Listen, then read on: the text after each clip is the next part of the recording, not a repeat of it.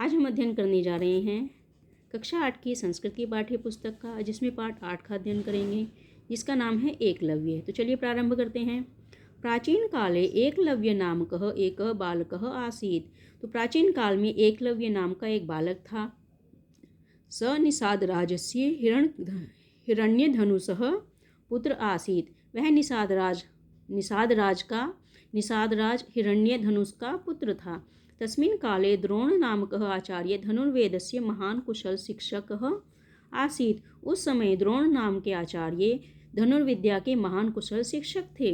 तस्य धनुर्विद्यायां निपुणतमा श्रुत्वा बहवो राजकुमारा धनुर्विद्या ग्रहीतुं तस्य पाशम् आगच्छन्। तो उनकी धनुर्विद्या की निपुणता के बारे में सुनकर सभी बहुत से राजकुमार धनुर्विद्या सीखने के लिए उनके पास पहुँचे। तस्य कौशलं श्रुत्वा एकलव्योऽपि तस्यान्तिकं समागत्य निवेदयत्। तो उनकी कौशल को सुनकर एकलव्य भी उनके पास निवेदन करने पहुँचे। गुरुदेव, अहमपि धनुर्विद्या ग्रहीतुम् उपस्थितः अस्मि। गुरुदेव, मैं भी धनुर्विद्या सीखने के लिए आपके पास उपस्थित हुआ हूँ। कृपया मामपि शिक्षयः, कृपया मुझे शिक्षित करें। किंतु द्रोण एकलव्यः स्वशिष्य न स्वीकरोति स्म। किंतु द्रोण ने एकलव्य को अपना शिष्य स्वीकार नहीं किया। तत्पश्चात खिन एकलव्य स्वगृहम् आगच्छत्। उसके बाद खिन गुस्सा हुआ एकलव्य अपने घर आया। स वने गृहो द्रोणाचार्यस्य एकः मृत्तिकायां प्रतिमा रचयित्वा तस्या सम्मुखे बाणसञ्चालनस्य अभ्यास अकरोत्। तब वो उसने वन में द्रोणाचार्य का एक मिट्टी की प्रतिमा की रचना की और उसके सामने बाण चलाने का अभ्यास करने लगा। स्वल्प काले स बाण संचालने परम प्रवीण अभवत्। कुछ समय के पश्चात ही वह बाण चलाने में बहुत प्रवीण हो गया। तस्मिन् समये कौरव पांडवः अपि मृगयार्थं तत्र अगच्छत्। उसी समय कौरव और पांडव मृग का शिकार करने के लिए, हिरण का शिकार करने के लिए वहां पहुंचे। ते सह एकः कुकुरः आसीत्। उनके साथ एक कुत्ता था। कुकुरः मलिनवसनम् एकलव्य दृष्ट्वा भसितुम् आरभत। कुत्ता गंदे कपड़ों में एकलव्य को देखकर उसको भौंकने लगा। तदा एकलव्य तस्य कुकुरस्य मुखे सप्तसरान् युगपत् मुमोच।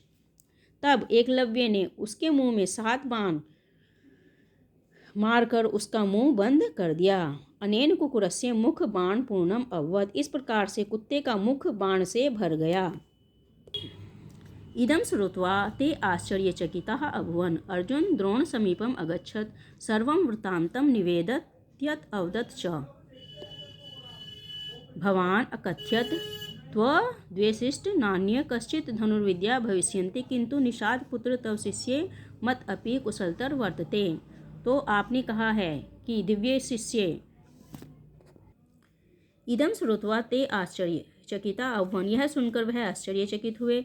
अर्जुन द्रोणाचार्य समीपम अगच्छत् सर्वं वृत्तान्तं निवेदयत् च। तो अर्जुन जो है द्रोणाचार्य के समीप पहुँचे और सभी वृत्तांत उनसे कहा।